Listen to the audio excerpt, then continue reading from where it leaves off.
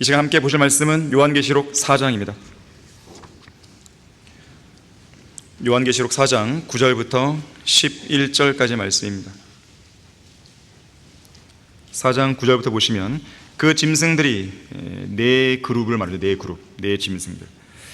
보좌에 앉으시어 영원 무궁토록 살아계시는 분께 영광과 존귀와 감사를 드릴 때 24 장로가 보좌에 앉으신 분 앞에 엎드려 영원 무궁토록 살아계시는 분께 경배하며 그들의 면류관을 그 보좌 앞에 던지며 말씀드리기를, 오 주여, 주께서는 영광과 존귀와 권세를 받으시기에 합당하시니 이는 주께서 만물을 창조하셨고 만물이 주의 뜻대로 있으며 또 창조되었기 때문이다 라고 하더라.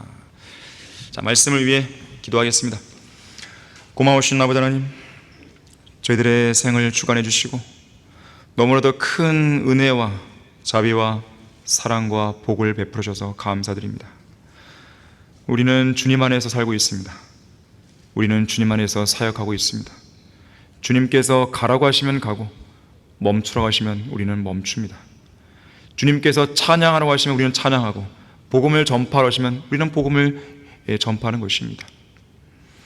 이 시간 경배를 하라고 하면 우리는 경배를 드리는 것입니다. 말씀을 들으라고 하면 우리는 그 말씀을 듣고 순종하기를 원합니다.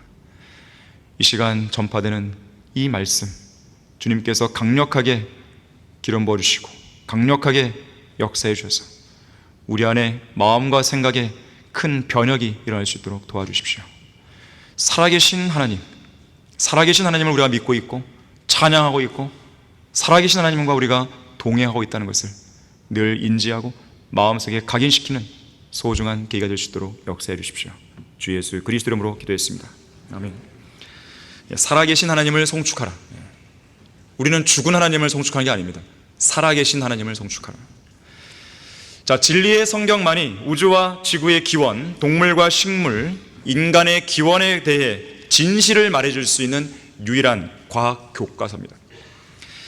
1분 뒤에 무슨 일이 일어날는지조차 알지 못하는 인간들이 우주의 기원에서부터 천문학, 물리학, 화학, 생물학, 기상학, 지질학, 인류학, 고고학 등에 이르기까지 각종 과학적 증거들을 내세우며 이러쿵 저러쿵 떠들어댄다 해도 그들은 결코 성경보다 앞서가지 못합니다. 과학적으로 새로운 발견이라 불리는 어떠한 최신 정보들도 자세히 보면 이미 성경에 기록되어 있는 것들이에요. 이처럼 과학이 성경을 절대로 따라잡지, 앞서지 못하는 이유는 무엇인가? 성경을 기록하신 성경의 저자께서는 인류 역사의 저자이시오, 생명의 창시자시며 만물의 창조를 시작하신 주 하나님이시기 때문에 그렇습니다. 하나님께서 땅의 기초들을 놓았을 때 그 창조의 현장에 참석해 있었던 과학자는 동서고금을 막론하고 단 한 명도 없었죠. 주님께서 욥기 38장 4절에서 물으십니다. 내가 땅의 기초들을 놓을 때 내가 어디 있었느냐? 내게 명철이 있다면 분명히 밝히라고 그랬어요. 과학자들은 답을 해야 됩니다. 하나님께서 우주를 창조할 때 너희들은 어디 있었냐 이거예요. 라마르크, 로버트 챔버스, 찰스 라이엘, 찰스 다윈, 토마스 헉슬리, 허버트 스펜서, 에른스트 해켈, 아사 그레이, 알버트 아인슈타인, 스티븐 호킹 등등 어떤 과학자도요 그 자리에 없었습니다. 그 자리에 있지 않았기 때문에 창조에 관한 한, 우주의 기원에 관한 한, 생명의 기원에 관한 한 어떠한 과학자도 어쩌고 저쩌고 하면서 함부로 입을 열면 안 됩니다. 성경의 첫 번째 장, 첫 번째 구절에서 태초에 하나님께서 하늘과 땅을 창조하셨느니라, 이 말씀에 대해서 어떠한 의문이나 이의를 제기하면 안 되는 거예요. 뭘 안다고 까부는 거예요? 창조의 그 현장이 없었는데. 특히 욥기 38장에서는 과학과 관련해서 하나님께서 물으시는 40여 가지의 질문들이 나옵니다. 주님은 그 질문들을 욥에게 하시면서 남자답게 허리를 동이고 이 질문들에 대답해 보라고 도전하셨어요. 지식이 없는 말로 이치를 어둡게 하는 이자가 누구냐? 이렇게 시작하는 이 질문들이 41장까지 이어지는 거죠. 과학과 성경의 조화라는 책을 쓴 해리 림머라고 하는 창조 과학자가 있었습니다. 이 해리 림머 박사가 어떤 과학 회의에서요, 욥기 38장에 나오는 40여 가지 질문들에 대해서 답변을 해보라고 일단의 과학자들에게 도전한 적이 있었습니다. 그들 중에서요, 25가지 질문에 대해 답변한 과학자 딱 한 사람만 그나마 나은 성적이었고, 그 외에 대부분의 과학자들은 이 40여 가지 질문에 대해서 뭐 하나 할까 말까, 2개 할까 말까, 이 정도의 수준만 보였습니다. 또한 해리 리머 박사는 성경에서 과학적인 오류를 입증할 수 있는 사람에게는 당시로서는 상당히 큰 금액인 1,000달러를 주겠다고 제안했습니다. 하지만 그때나 지금이나 어떤 과학자도 성경에서 오류를 찾아내지 못했습니다. 욥은 하나님으로부터 그 질문들을 받았을 때 욥기 42장 3절에서 이렇게 정직하게 대답했습니다. 지식 없이 이치를 가리는 자가 누구니까?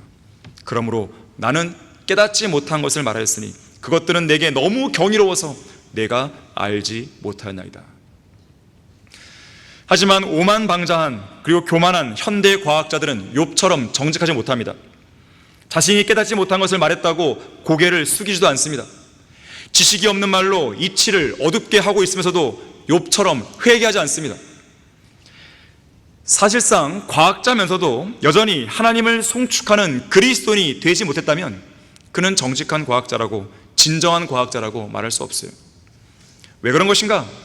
과학을 제대로 공부했다면 하나님의 존재를 시인하지 않을 수가 없습니다.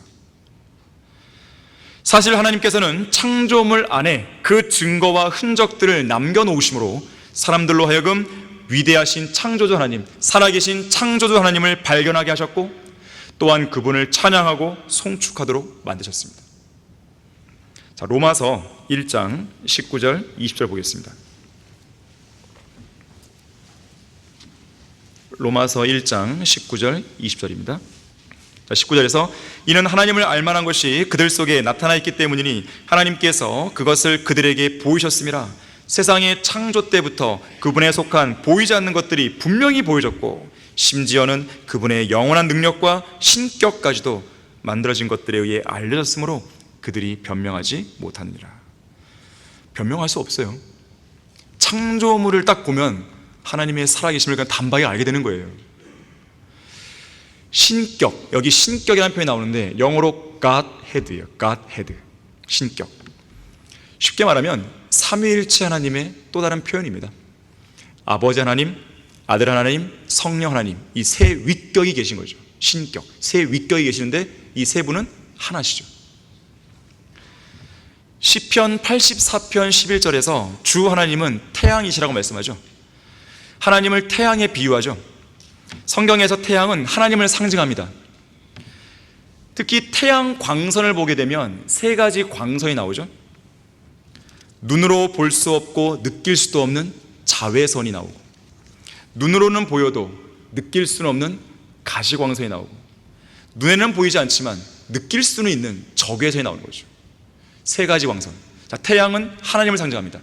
3가지 광선은 삼위일체 하나님의 모습을 보여주는 거예요.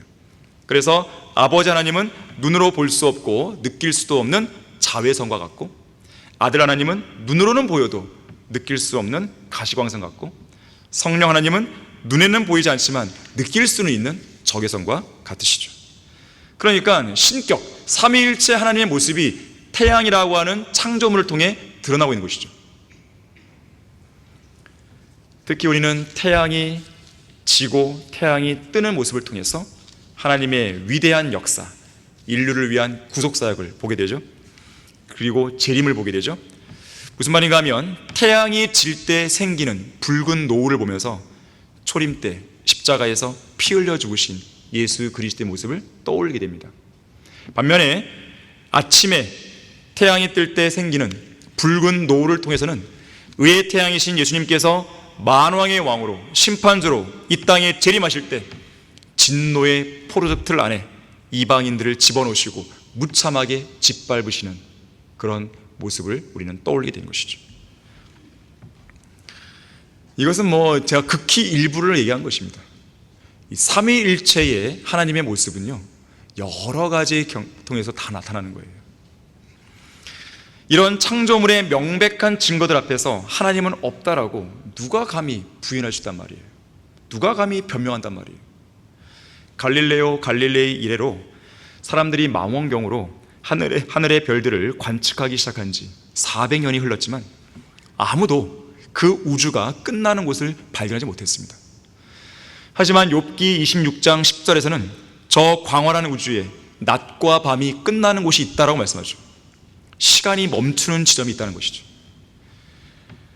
그리고 그 경계에는 거대한 물들로 둘려 있다고 얘기합니다. 사실 인간은 우주의 끝만 모르는 게 아닙니다. 광활한 우주의 끝만 모르는 게 아니에요. 1930년대 후반까지만 해도요, 모든 물질의 최소 단위가 원자로 알고 있었어요. 그러나 1950년대 이후 소립자에 대한 연구가 활발히 진행되기 시작하면서 물질의 근본이 무엇인지를 여전히 완전하게 규명하지 못하고 있어요. 원자 안에 또 뭐가 있는 거죠. 또 그 안에 또 뭐가 있는 것이죠. 물질의 가장 작은 단위부터 광활한 우주에 이르기까지 인간이 알 수 있는 지식과 영역은 극히 제한적이고 극히 미미합니다. 불과 조그만 거 가지고 막 뭐라고 떠들는 것이죠. 우주의 나이는 46억 년이다. 45억 년은 안 되는 거예요? 44억 년은요? 왜 하필 46억 년이죠? 자기 멋대로 그걸 규정하고 믿으라고 하는 거죠. 그걸 봤어요? 그들은? 우주가 형성될 때 봤냐고요, 그거를. 근데 그거 어떻게 얘기하죠? 자, 지식이 없는 말로 이치를 어둡게 하려는 무모하고 어리석은 시도는 이쯤에서 그만둬야 됩니다. 자, 지식 없이 이치를 가리는 자가 누구인가? 첫 번째로, 하나님께서는 자기 마음에 하나님은 없다고 하는 자들을 뭐라고 말씀하십니까? 어리석은 자들이라고 경고하시죠. 시편 53편 1절입니다. 어리석은 자는 자기 마음에 말하기를 하나님은 없다 하였도다. 그들은 부패하고 가증한 악을 행하였으니 선을 행하는 자가 아무도 없도다 그랬습니다. 누군가가 잘 말했듯이 하나님의 존재를 부인하는 무신론자들은 눈에 보이지 않는 확실한 지원수단, 확실한 도움의 수단, 다시 말하자면 하나님의 보이지 않는 돕는 손길을 통해 아무 도움도 받지 못하고 살아가는 가장 어리석은 바보죠. 확실한 도움을 받을 수 있는데 그 도움을 거부해버리는 거예요. 자, 눈으로 볼 수 없고 손으로 만질 수 없고 오감으로 느낄 수 없다 해서 하나님은 없어. 하나님이 있다면 있다는 증거를 대봐. 자, 그렇게 말하는 사람이야말로 가장 멍청한 사람입니다. 그런 사람에게 물으셔야 돼요. 그럼 하나님이 없다는 증거를 한번 대봐. 물어봐야 돼요. 내가 하나님이 있다는 증거를 댈 테니까 너부터 하나님이 없다는 증거 한번 얘기해봐. 사람 못 말합니다. 한 번 어떤 무신론자가요, 빌리 선대에게 이렇게 말했어요. 나는 하나님을 안 믿어요. 내가 눈으로 볼 수 없는 어떤 것도 안 믿어요. 빌리 선대가 그 사람에게 묻습니다. 그렇다면 당신은 지금까지 당신의 몸속에 들어있는 등뼈 본 적 있어요? 이에 그는 마치 그런 질문을 할 줄 알았다는 듯이 의기양양하게 이렇게 빈정됩니다. 물론이죠. 아침마다 거실에 걸려있는 거울에 비친 내 뒷모습에서 등뼈의 윤곽을 정확하게 볼 수 있죠. 그러자 빌리 선대가 말합니다. 그래요? 저는 말이죠, 마태복음, 마가복음, 누가복음, 요한복음 이상 4복음서에서 나의 죄들을 위해 죽으신 예수 그리스도의 모습이 반영되어 있는 것을 항상 보고 있어. 그러자 무신론자가 말합니다. 그래요? 하지만 나는 내 손으로 내 등뼈를 만질 수 있는 걸요? 그러자 빌리 선대가 응수합니다. 그래요? 나 역시 성령 하나님께서 나의 마음을 따뜻하게 해주시고 주님의 능력으로 내게 자신감을 불어 넣어주시는 것을 나는 느낄 수 있어. 자, 다시 말하자면 하나님께서 살아계신다는 이 증거는 사람의 등뼈를 볼 수 있고 또 만질 수 있는 확실한 증거만큼이나, 아니 그 이상 훨씬 더 많은 거예요. 이 세상 사람들이 하나님께서 존재하신다는 사실을 애써 부인하려 하는 이유는 정말로 하나님을 찾을 수 없어서가 아니에요. 왜냐하면 사도행전 17장 27절에서 이렇게 말씀합니다. 사람들이 하나님을 감지하려 하면 만나리니 그분은 우리 각 사람에게서 멀리 떨어져 계시지 않다 그랬어요. 오히려 그들은 자기들이 죽은 후에 하나님 앞에서 자기들의 죄에 대해 설명해야 될 책임을 지는 걸 두려워하거나 원치 않기 때문에 하나님의 존재에 대해 애써 부인하는 거예요. 없으면 좋겠다. 아니야, 없을 거야. 이러는 것이죠. 자, 그래서요, 하나님의 존재를 믿느냐 믿지 않느냐의 문제는요, 이해나 경험의 문제가 아닙니다. 마음의 문제예요. 지식의 문제가 아닙니다. 고등교육의 문제가 아니에요. 믿음의 문제입니다. 인간의 사악한 마음, 죄로 가득 찬 마음, 하나님 없이 제멋대로 죄를 짓고 싶은 그 마음에 있는 것이죠. 그래서 사람들은요, 그 악하고 어리석은 마음으로 하나님은 없다고 말하는 거예요. 어리석은 자는 자기 마음에 말하기를 하나님은 없다 하였도다. 그러면서 그들은 부패하고 가증한 악을 행하였으니, 쉽게 말하면 그들은 죄를 짓고 싶어서 하나님의 존재를 부인하는 것입니다. 쾌락을 마음껏 즐기고 싶어서 극구 하나님의 존재를 부인하려 하는 거예요. 특히 그 죄와 관련해서 하나님 앞에서 회개와 결산을 봐야 되기 때문에 그런 심판을 피하고 싶다 보니까 애써 무신론자가 되는 것입니다. 그래서 무신론은 구원받지 못한 채로 죽게 만드는 마귀의 강력한 도구 중에 하나가 되는 거예요. 하나님만 없다면 나는 그 누구에게도 나의 모든 죄에 대해 책임을 지거나 심판받을 필요가 없기 때문에 나는 내가 원하는 대로 마음대로 살 수 있어. 이런 속삭임을 마귀가 그 사람 안에 넣어주는 거예요. 러크한 목사님은 이렇게 말했습니다. 무신론은 진화론과 마찬가지로 일종의 감정적인 종교다. 그것은 머리에서 나온 게 아니라 마음에서 비롯된 종교다. 그들이 성경에서 말씀하는 진실한 과학을 학교에서 가르치지 않는 이유는 그 과학이 그들의 진화론적인 신념과 체계를 무너뜨릴 것이기 때문이다. 무신론자들 가운데 어느 누구도 참된 선을 행할 수 없다. 그래서 공산주의자 레닌은 수백만 명의 사람들을 죽였고 스탈린은 더 많은 사람들을 죽였다. 미국의 레이건 대통령이 구소련의 고르바초프를 KO시킨 이후, 그러면서 구소련이 붕괴됐죠. 결국 동유럽 국가들은 그들의 신념을 버리고 레닌과 스탈린은 어리석은 자들이었다는 결론을 내렸다 그랬어요. 지식 없이 이치를 가린 자가 누구인가? 두 번째로, 하늘에 떠 있는 구름은 하나님의 계획에 따라 돌아다닙니다. 자, 우리 다 같이 욥기 37장 12절 13절 보겠습니다. 욥기 37장 12절 13절을 보시면, 구름은 그분의 계획에 따라 돌아다니니 이는 그것들로 그분이 명령하신 것은 무엇이나 땅에 있는 세상의 표면에서 이루게 하려 함이라. 그분이 구름을 오게 하시는 것은 바로잡음이나 그의 땅이나 자비를 위해서니라. 여러분은 이 말씀을 믿고 있습니까? 저는요, 2박 3일간의 순회 설교를 사러 갈 때마다 이 말씀을 늘 기억합니다. 그리고 하나님께 이 말씀을 근거로 기도를 드립니다. 또한 실제로 순회 설교 현장에서요, 이 위대하고 놀라운 말씀을 실감하기도 하는 것이에요. 지난 월요일부터 수요일까지 경상남도 순회 설교를 하러 가기 이틀 전만 해도 일기예보에 따르면 월요일부터 수요일까지 3일 내내 비가 올 확률이 80에서 90% 떨어졌어요. 하지만 일기예보는 다 틀렸죠. 저는 물론 그렇다고 해서 기상예보관을 나무랄 거지는 않습니다. 그 사람은 그 사람 일에 최선을 다했을 뿐이에요. 그런데요, 우리가 날씨를 주관하신 하나님께 비구름을 몰아내 주시라고 기도했어요. 구름이 설령 잔뜩 끼어 있어도 비가 내리지 못하게 손으로 빗방울을 구름 안에다가 봉해 주시라고 저는 그렇게 기도했습니다.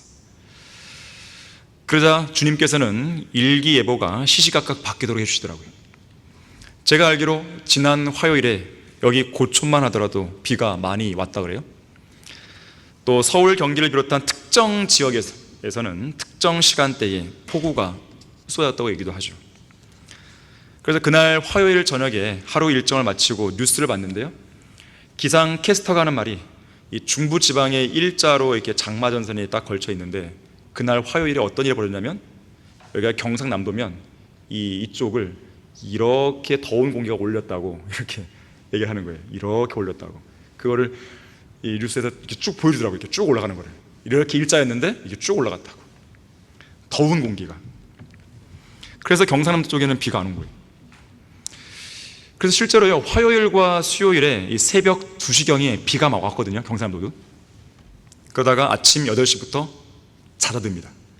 그리고 아침 9시 반에서 10시 사이에는 완전히 비가 그쳐갖고요, 우리가 거리서기 하는데 전혀 지장 없도록 하나님이 해주신 거예요. 자, 그런데 중요한 게 있어요. 비가 오지 않은 것, 경상남도 지역에 비가 오지 않은 것, 낮에 안 온 것은 더운 공기가 장마전선을 올렸기 때문이 아닙니다. 그건 현상이지 원인이 아니에요. 생각해 보십시오. 장마전선이 경상남도 위쪽 부분만 위로 북상한 것이 더운 공기 때문이라면, 더운 공기는 왜 갑자기 온 거죠? 자, 비를 이 땅에 내리게 하는 건요, 장마전선이나 더운 공기의 영향 때문이 아닙니다. 그건 근본의 원인이 아니에요. 비는 창조주 하나님께서 내려주시는 거예요. 이 땅, 지구는 하나님의 것이고, 비도 하나님의 것이며, 태양도, 구름도, 장마전선도, 더운 공기도 다 하나님의 것이에요. 만물을 붙들고 계신 하나님께서 위대한 말씀으로 모든 창조물을 호령할 때, 폐기할 수 없는 그분의 법령에 따라 하늘들의 선율은 밤낮으로 온 땅을 질러 뻗어나가고, 시편 19편 내용이죠. 경주하는 강한 남자처럼 우주의 장막을 힘차게 내달리는 태양은 강한 열기를 내뿜으며, 하나님의 계획에 따라 돌아다니는 하늘의 구름들은 그분의 명령을 완벽하게 수행합니다. 주님께서는 하늘 아래로 음성을 내보내셔서 땅 끝까지 번개를 보내시는가 하면, 그분의 탁월하심과 능력을 드러내시기 위해 천둥이 치게 하시고, 또한 회오리 바람과 폭풍으로 그분의 말씀을 이행하게 하시는가 하면, 미세먼지와 초미세먼지, 눈, 비, 서리, 안개, 우박 등에 명하셔서 이 땅 위에 잠깐 있어라, 아니면 오랜 기간 머물게 하시는 것이죠. 이곳 지구에서부터 첫째 하늘과 둘째 하늘, 우주를 지나 셋째 하늘에 이르기까지 모든 만물은 대규모의 관현악단이 되어서 지휘하시는 하나님의 손짓에 따라 아름답고 위대한 교향악을 연주하기도 합니다. 때로는 그 연주가 하나님을 드높이는 찬양 소리가 되기도 하고, 때로는 하나님의 진노와 심판을 드러내는 대재앙이 되기도 하는 거예요. 그래서 이사야 29장 6절에서는 너는 만군의 주로부터 천둥과 지진과 큰 소리와 폭풍과 쏟아지는 폭풍우와 삼키는 화염으로 감찰받게 되라고 그랬어요. 무시무시한 재앙이 내리는 거죠. 태풍, 지진, 기근, 홍수, 산불 등의 모든 자연재해가 하나님과 무관하게 일어난다고 생각하는 것만큼 어리석은 생각도 없습니다. 그렇게 연관을 짓는 우리의 믿음이 과학을 모르는 무지한 자들의 원시적인 미신이라고 생각하는 그런 사람이 있다면, 그 사람은 원숭이 다윈처럼 아무것도 깨닫지 못하는 멸망하는 짐승과 같은 자죠. 한랭전선, 온난전선, 장마전선, 고기압, 저기압, 더운 공기, 찬 공기, 지구온난화, 대자연, 어머니 자연 등등을 운운하면서 우연과 진화론의 뒤에 숨어 있으면 마음이 편해지나요? 그런다고 해서 인류가 겪는 문제들이 해결되나요? 그러한 것들로 인해 발생하는 대재앙을 피할 수 있나요? 사람들은 태풍이 오면 속수무책이죠. 산불이 나면 정말 속수무책이죠. 하늘에서 비가 안 오면 이거는 뭐 불을 끌 수가 없는 거예요. 아무리 헬기를 띄우고 갖다 부은다 하더라도 안 되는 거예요. 하늘에서 비가 내리면 누구한테 감사해야 됩니까? 하나님께 감사를 해야죠. 그냥 막연한 신, 알지 못한 신에게 그냥 감사해버리는 거예요. 자, 그런 대재앙에 관한 한 대통령, 교황, 기상학자, 천문학자, 지질학자, 생물학자 등을 의존하는 것보다 하나님께 기도하는 것이 훨씬 더 현실적인 해결책입니다. 훨씬 더 과학적이고 근본적인 해결책이에요. 왜 그런 겁니까? 그 모든 것들을 하나님께서 통제하시니까요. 살아계신 하나님께서. 지식 없이 이치를 가진 자가 누구인가? 세 번째로, 살아계신 하나님에 대해서 인간의 양심이 호소합니다. 하나님은 살아계신다고. 일반적으로 인간은요, 절대자의 존재에 대한 보편적인 믿음을 가지고 태어납니다. 이 세상에 절대적인 존재를 믿지 않는 종족은 단 한 명도 없어요. 단 하나도 없습니다. 하나님의 존재에 대한 증거를 이미 그 양심 안에 분명히 갖고 있는 거예요.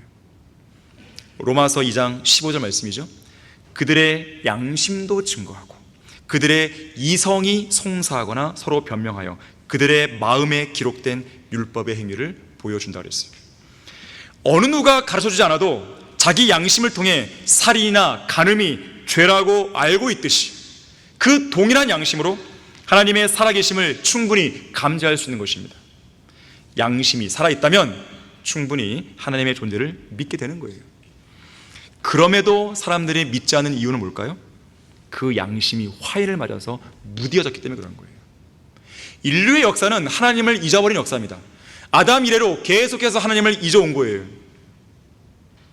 악인은 지옥으로 돌려줄 것이요 하나님을 잊어버린 모든 민족들도 그러하리라. 계속 잊어온 거예요. 어제보다, 그저께보다, 1년 전보다, 10년 전보다, 1000년 전보다 더 많이 잊어온 거죠. 양심은 더 많이 무뎌지고 있는 것이죠. 자, 이처럼 인간의 가장 큰 문제는 이해나 지식이나 교육이나 경험의 부족이 아닙니다. 죄악으로 가득 찬 그 마음, 화인 맞은 양심이 문제인 거죠. 그래서 그들은 하나님을 거부하는 거예요. 자, 무신론과 진화론은요, 양심에 의해서 나온 게 아니에요. 그거는 학습에 의한 세뇌를 통해 나온 겁니다. 여러분, 교육과 세뇌의 차이를 압니까? 교육은 진실한 것, 진리를 가르치는 게 교육입니다. 세뇌는 거짓을 가르치는 게 세뇌예요. 진화론, 세뇌시키는 겁니다. 무신론, 세뇌시키는 거예요. 자, 진화론과 무신론은 양심이나 마음에서 나온 게 아닙니다. 양심에서 나온 게 아니에요. 사람들이 악한 양심으로, 하나님을 거부하자는 그 악한 마음으로 잘못된 교육체계 안에서 사람들을 세뇌시켰을 때 무신론과 진화론이 나온 겁니다. 사람의 마음에서 우러나오는 자연스러운 믿음이 아니라는 거예요. 자, 비록 앞을 보지 못하는 사람들은요, 하늘에 있는 태양의 광채를 보지 못해도 태양이 존재한다는 거 인정하잖아요. 태양이 매일 뜨고 진다는 거 알잖아요. 또한 내가 태양이 보기 싫다고 해서 장님이 되려는 사람이 있습니까? 내가 하나님을 만나기 싫다고 해서 하나님이 없다고 부인하면 그게 되는 거예요? 저 하늘에 비행기가 날고 있어요. 그 비행기 안에 있는 조종사가 안 보인다 그래서 저 비행기는 스스로 날고 있어, 이런 사람이 있어요? 그런 사람이 있다면 잘 돌봐주세요. 단지 하늘에 계신 하나님을 볼 수 없기 때문에 하나님은 존재하지 않는다고 말하는 것은 가소로운 일입니다. 자신의 머릿속에는 뇌가 안 보인다고 해서 내 머리는 뇌가 없는 거예요? 머릿속에 나는 텅 비어 있어요, 이렇게 말하는 거예요? 자신의 뇌를 눈으로 본 적이 없어도 이 몸의 중앙 통제 장치로서의 뇌를 인정하잖아요. 그래서 달이 27.321일 만에 지구 주위를 한 바퀴 돌고 지구가 태양 주위를 365.26일 만에 돌고 태양이나 은하계, 다른 2000억 개의 별들도 이렇게 일정한 주기로 공전하면서 천체의 질서를 유지하고 있는 것을 볼 때에 뭘 생각하게 됩니까? 저것은 저절로 도는 거야, 이렇게 생각해야 돼요? 누군가를 만드신 분이 계시구나, 그분이 지금 이것을 움직이고 있구나, 이렇게 생각하는 게 자연스러운 것이고 상식적인 거 아닐까요? 아이작 뉴턴은 자기 집안에 천체 모형을 정교하게 만들어 놓고요, 그 집에 방문하는 손님들에게 보여줬습니다. 대부분의 손님들이 뉴턴에게 묻습니다. 와, 정말 잘 만들었네요. 누가 만들었나요? 그때마다 뉴턴은 이렇게 말합니다. 그거요, 우연히 저절로 만들어졌어요. 그럼 손님들이 묻죠. 에이, 농담하지 말고 만든 사람이 누군지 알려주세요. 그때 뉴턴은 농담한 이유를 말합니다. 모형에 불과한 이것도 반드시 누군가가 만들었다고 생각하면서 어째서 사람들은 이 모형의 실물인 우주는 우연히 생겼다고 말하는 겁니까? 우주야말로 정말 지혜로운 분이 만든 것입니다. 그래서 히브리서 3장 4절에서 이렇게 말씀하죠. 어떤 집이든 누군가가 지었으나 만물을 지으신 분은 하나님이시니라. 근데 사람들은요, 앞에 것만 딱 띄어요. 어떤 집이든 누군가가 지었으나, 이것만 딱 생각해요. 강대상, 누군가 만들었죠. 이 건물 누군가가 만들었죠. 여러분의 집 누군가가 만들었죠. 그러면 묻죠. 그러면 저 산은요? 강은요? 바다는요? 짐승은요? 그건요 저절로 됐어요. 이건 상식적인 게 아니죠. 자, 어떤 집을 누군가가 만들었다고 믿고 있다면 이런 모든 만물도 그걸 만드신 분이 계시구나, 이렇게 믿는 게 정상 아니에요? 하나님께서는 온 우주에서 가장 위대한 예술가요, 가장 위대한 음악가요, 가장 위대한 건축가십니다. 우주 만물을 경이롭게 지으셨고 친히 그 땅의 기초들과 모퉁이돌을 놓으신 분입니다. 시편 102편 25절에서 분명하게 말씀하죠. 하나님께서 땅에 기초를 놓으셨고 하늘들은 주님의 손으로 만드신 작품이다 그랬어요. 지식 없이 이치를 가린 자가 누구인가? 네 번째로, 생명이 생명으로부터 비롯되는 것이죠. 생명은 생명으로부터 비롯됩니다. 이것이 성경적인 법칙일 뿐 아니라 과학적이고 상식적인 이치입니다. 시편 36편 9절에서요, 생명의 원천이 주와 함께 있다 그랬어요. 생명의 원천이 주와 함께 있다 그랬어요. 하지만 진화론자들은 어떻습니까? 우연히 생명은 생겨났다 그러죠. 무기물로부터 자연적으로 생명이 우연히 발생했다, 이런 터무니없는 거짓말하는 거예요. 그들은 이런 사실을 입증하기 위해서요, 오랜 시간 쓸데없이 시간과 돈을 낭비하면서 실험적인 노력들을 기울여왔습니다. 사실 이러한 생각이 누구에게서 시작됐냐면 철학자들에게 시작됐어요. 진화론은 일종의 철학입니다. 미신이에요.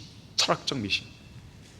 특히 우상 숭배자요, 도덕적으로 문란한 동성 연애자이자 진화론자였던 이교도 철학자 아리스토텔레스가 2000년 전에 이미 이 주장을 한 것이에요. 무척추 동물뿐 아니라 고등 척추 동물들도 자연적으로 우연히 발생했다 그랬어요. 이것이 바로 자연 발생설이죠. 하지만 이 미생물학자, 프랑스의 미생물학자 파스테르가 그것이 사실이 아님을 이 S자의 플라스크로 이제 통해서 설명을 한 거예요. 입증해 본 거예요. 해버린 거예요. 그런데도 안 믿는 거죠. 실험적으로 증명된데도 불구하고. 자, 우리가 지금 살고 있는 이 세상이 존재한다는 것은요, 세상이 언제 어딘가에서 시작되었다는 뜻이고 누군가에 의해서 혹은 어떤 것에 의해서 이 세상이 존재하게 되었다는 것을 의미합니다. 태초에 하나님께서 하늘과 땅을 창조하시니라, 이 말씀 한 구절로 끝나는 거예요, 이미. 자, 여기에 한 권의 성경책이 있단 말이에요. 이 책을 분명 누군가가 인쇄했을 거 아니겠어요? 그것을 부인할 사람이 없죠. 몇 장의 종이들과 펜을 가방 속에 넣고 수억 년을 기다리면 자동적으로 이 책을 만들 수 있겠습니까? 저 멀리 히말라야산 정상에서 우연히 뿌려진 글자들이 수만 년에 걸쳐 이곳 교회 강단으로 날아와서 어떤 목적도 없이 우연히 글자들이 조합되더니 이 책이 나왔다고 얘기하면 믿겠어요? 여러분은 정교한 시계 하나를 만들기 위해서 시계의 모든 부품들을 통 속에 넣고 오랫동안 기다립니까? 수천억 년 동안 통 속에 넣고 기다리면 시계가 만들어집니까? 당연히 그렇게 생각하는 사람 없습니다. 하지만 그럼에도 불구하고 밤하늘에 떠 있는 수많은 별들과 땅에 있는 수많은 동식물들에 대해서는 그런 바보 같은 주장을 하고 있는 것이죠. 이것이 바로 현대 교육입니다. 자, 이 세상에 존재한다는 것은 누군가가 그것을 만들지 않고서는 불가능한 것이죠. 그분이 누구신가? 살아계신 하나님이시죠. 특히나 모든 것에는요, 그것이 만들어진 목적이 있습니다. 책이든 시계든 집이든 어떤 것이라도 우연히 만들어진 건 없어요. 누군가가 특별한 목적을 가지고 만든 거죠. 목적이 있다는 것은 그것을 만든 지능을 가진 존재가 있다는 뜻이겠죠. 그렇다면 원숭이는 어떤 것이에요? 진화된 것이에요? 아니면 목적을 가지고 창조된 것입니까? 동물들의 보호색은 어떨까요? 우연이에요? 아니면 창조주 하나님의 탁월한 계획과 목적의 결과인가요? 당연히 창조주 하나님께서 특별한 목적을 가지고 만드신 작품들입니다. 그래서 욥은요, 욥기 12장 7절과 8절에서 이렇게 말하죠. 짐승들에게 물어보라, 그들이 너를 가르치리라. 하도 못 알아먹으니까요, 짐승에게 물어보라는 거예요. 짐승이 가르쳐준다고. 공중의 새들에게 물어보라, 그들이 너에게 말해주리라. 바다의 고기들도 너에게 선포하리라. 뭘 선포합니까? 하나님은 살아계신다고. 우리를 만든 것은 진화론 이것이 아니라, 우연히 생성된 게 아니라 하나님이 만든 작품이라고 선포하는 것이죠. 이러한 욥의 권면을 잘 받아들인 사람들 중에는요, 동물들로부터 아이디어를 얻어갖고요, 여러 분야에서 놀라운 발견과 놀라운 발명과 발전을 이룩한 사람들이 있습니다. 예를 들면 바다에 사는 동물 중에 속도가 가장 빠른 상어예요. 상어의 비늘에 있는 돌기들은요, 물의 저항을 줄여줍니다. 그런 점에 착안해서 수영 기록을 단축시켜주는 전신 수영복이 개발된 거예요. 적외선을 이용해서 빛처럼 빠르게 먹잇감을 사냥하는 방울뱀에게서 아이디어를 얻어갔고요, 적외선 센서가 개발된 거예요. 그 외에도 오리, 개구리, 이들의 발가락 사이에 있는 물갈퀴에 착안해서 오리발을 만들었죠. 공기를 들이마신 후 날개 옆에 모아두었다가 공기를 조금씩 이용하고 또 다 이용하고 나면 다시 물 위로 나와서 공기를 호흡하는 물방개, 이 물방개의 호흡법에 착안해서요, 산소통이 만들어진 거예요. 두더지 앞발을 보고 포크레인을 만든 것이고요, 지렁이를 보고 생각해낸 게 엘리베이터라고 해요. 좀 사실 이해가 안 되는데, 지렁이하고 엘리베이터 이해가 안 되는데 어쨌든 그렇답니다. 또 문어가 지닌 빨판에서 아이디어를 찾아낸 것이 흡착기입니다. 벌의 침을 보고 개발한 게 이 주사바늘. 속도가 빠른 치타의 발에서 착안한 달리기용 신발이 나왔고, 이런 것들이 많은 거예요. 특히 독수리의 비행 기술에서 착안하여 비행기를 만들 때 썼습니다. 왜냐하면 독수리는 먹잇감을 사냥하려고 저 높은 공중에서 이 땅으로 급격하게 빠르게 내려오죠. 잘못 내려왔다가 스톱을 못하면 어떻게 해요? 그냥 추락해버린 거죠. 그랬으면 독수리 다 죽었겠죠. 그런데 날개에 있는 깃털이요, 내려올 때 거의 땅에 닿을 그쯤에 깃털이 순간적으로 확 올라갑니다. 그래서 저항을 받게 하죠. 그리고 탁 멈추게 하고 순간 선회에서 위로 재도약하게 만드는 거예요. 그래서 비행기가 이착륙할 때 바로 여기에서 착안한 거예요. 그 전까지는요, 이것을 몰랐기 때문에 비행기 사고가 많이 많았다 그래요. 하지만 이것을 딱 보고 개발해서 비행기의 사고율을 줄이게 된 것이죠. 자, 전능하신 창조주 하나님의 손길이 이렇게 놀랍고 위대한 것이에요. 지식 없이 이치를 가진 자가 누구인가? 마지막 다섯 번째로, 자, 성경 외에 하나님께서 살아계시다는 가장 큰 증거는요, 거듭난 성도가 기도 가운데 하나님과 가질 수 있는 매일의 교제입니다. 살아계신 하나님의 위대한 역사를 경험하고 싶습니까? 그러면 성경을 펼쳐 읽으면서 하나님의 음성을 들으면 됩니다. 살아계신 하나님과 생생하게 만나고 싶습니까? 그렇다면 지금 당장 땅바닥에 엎드려서 하나님께 기도를 드리세요. 살아계신 하나님의 섭리적인 인도하심을 누리고 싶습니까? 그러면 지금 당장 한 손에는 성경을, 다른 한 손에는 전도지를 들고 죄인들에게 가서 복음을 전파해 보세요. 이상 세 가지 일에 소홀하지 않는 성도는 살아계신 하나님의 놀라운 역사를 날마다 경험하면서 흥분되고 가슴 뛰는 인생을 살게 됩니다. 어떤 성도가 말했어요. 나는 오늘도 하나님과 대화를 나누었다. 나는 그저 주님께 기도를 통해 조용히 속삭였을 뿐인데 주님께서는 내 마음의 간절한 기도를 들으시고 응답하셨다. 기도의 응답은 이 시대에 우리가 살아계신 하나님을 생생하게 경험할 수 있는 위대한 방법입니다. 지난 32년 동안 우리 교회가 기도를 통해 하나님 안에서 이룬 사역들을 보십시오. 그것은 살아계신 하나님의 위대한 역사였습니다.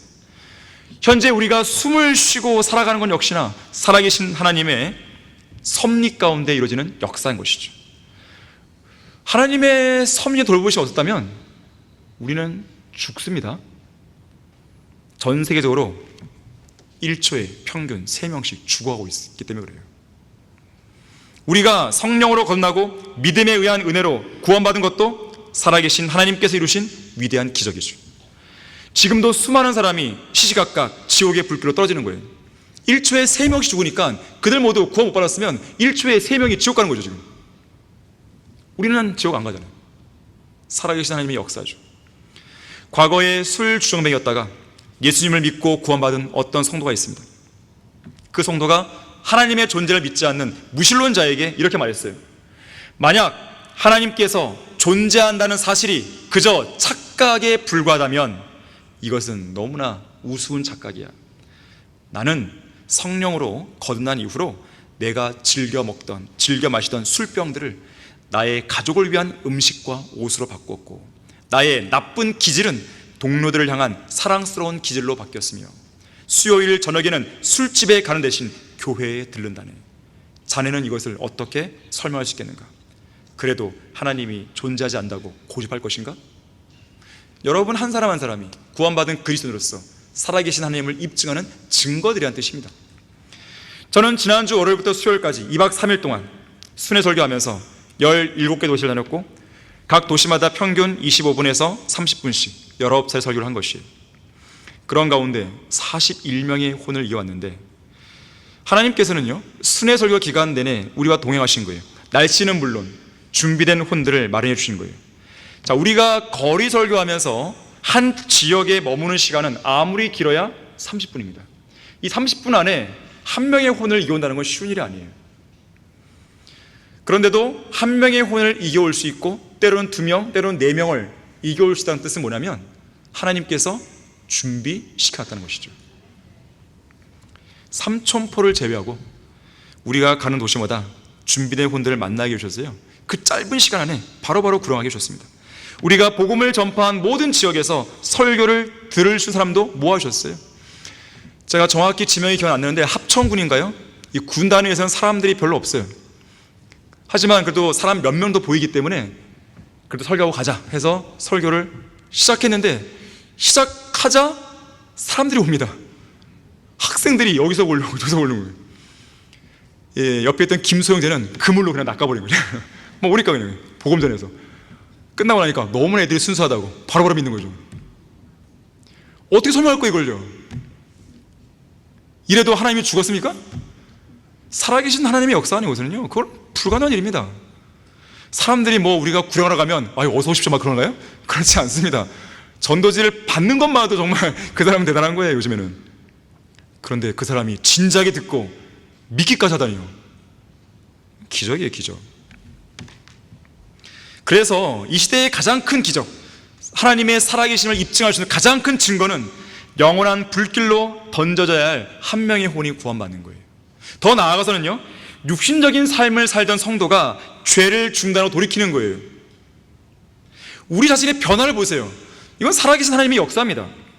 매번 고질적으로 넘어지는 죄를 내가 짓밟고 일어서는 것, 살아계신 하나님의 역사죠.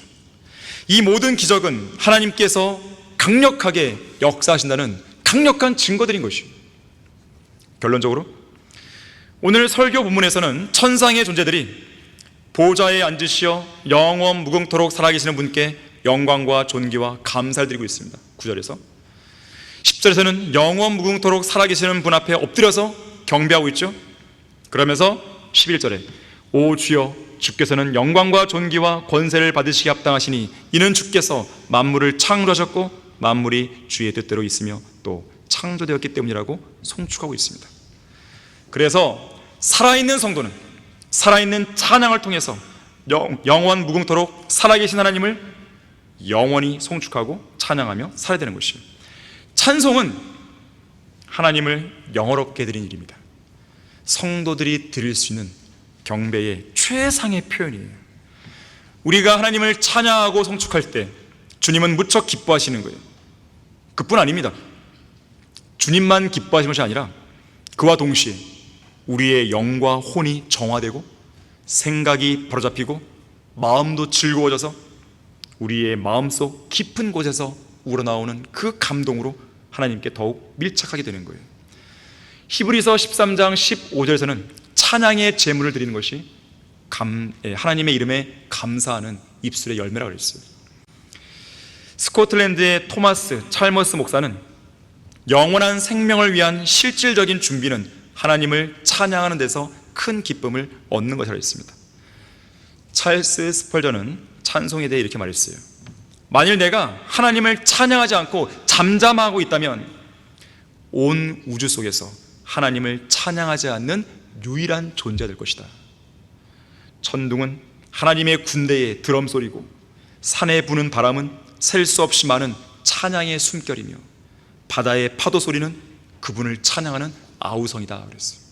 그야말로 천지 만물이 하나님을 찬양하다 그랬어요. 온 만물이 찬양하는데 나만 찬양 안 한단 말이에요? 만일 거듭난 성도들이 작은 소리로 찬송가를 속삭이고 조용하고 냉담하고 침착하고 계산적으로 감사를 드리고 있다면 그건 부끄러운 일입니다. 신구약 모두에서 시로 찬송을 부르라고 말하고 있죠. 바로 그 시들을 수록한 시편에서는 우리에게 나팔, 솔터리, 하프, 탬버린, 현악기들, 오르간들, 큰 소리 내는 심벌즈, 높은 소리 내는 심벌 등을 동원해서 찬양을 부르라고 명령하고 있습니다. 그래서 저는 이제 한 가지 기도하고 있는 게 있어요. 쉽지 않은 일인데 트럼펫을 배우려고 합니다. 트럼펫을. 연주자가 늘 따라갈 수 없잖아요. 그래서 나중에 기회가 되면 수련 설교 갈 때 제가 부르고 그냥 하려고요. 그게 속편하니까요. 찬양은요 복음을 전파하는 사람들의 사기를 붙여줬습니다. 그래서 우리는 차를 타고 가면서 트럼펫 찬양을 틀고 가는 거예요. 그야말로 크게 환호하는 큰 소리로 하나님을 즐겁게 찬양하는 것이죠. 그것이 바로 하나님의 피조물로서 영원한 지옥의 저주에서 벗어나 영원한 생명을 향유한 성도로서 마땅히 해야 할 의무인 것이에요. 주님께서 우리에게 위대한 일을 이루어졌기 때문에 기쁨으로 찬양을 드리는 것은 당연한 것입니다. 그러나 우리가 어려움을 당해서 낙담할 때도 여러분이 주님의 이름을 찬양한다면 주님은 얼마나 더 기뻐하시겠습니까? 기쁘고 즐거울 때는 누구나 주님께 감사할 수 있고 누구나 주님께 찬양할 수 있습니다. 하지만 슬프고 괴로운 순간에도 주님을 찬양한다면 그것은 하늘에 더 없는 영광과 기쁨을 돌리는 찬양이 될 것이에요. 언제 어디에 있든지 우리를 구원하시고 보호해 주시는 살아계신 하나님의 이름에 영광을 돌리고 감사하며 찬양을 잊지 않는 여러분이 되길 바라겠습니다. 자, 기도하겠습니다. 위대하신 아버지 하나님, 저희들을 위해서 위대한 일들을 행해 주셔서 감사드립니다. 주님께서 저희들에게 베풀어 주신 그 일들을 돌아보게 되면 불평할 것이 없습니다. 그저 찬양과 감사만 나오는 것입니다. 저희들의 마음이 혹시라도 낙담해 있고 잘못된 것들로 왜곡되어 있다면 이런 시간들을 통해서 살아계신 하나님의 그 능력으로 변화시켜 주시고 온전한 찬양과 감사로 주님께 다가설 수 있도록 역사해 주십시오. 무엇보다도 복음을 전파하는 그 현장에서 주님을 더욱더 영화롭게 드리는 우리 모두가 될 수 있도록 역사해 주십시오. 주 예수 그리스도 이름으로 기도했습니다. 아멘.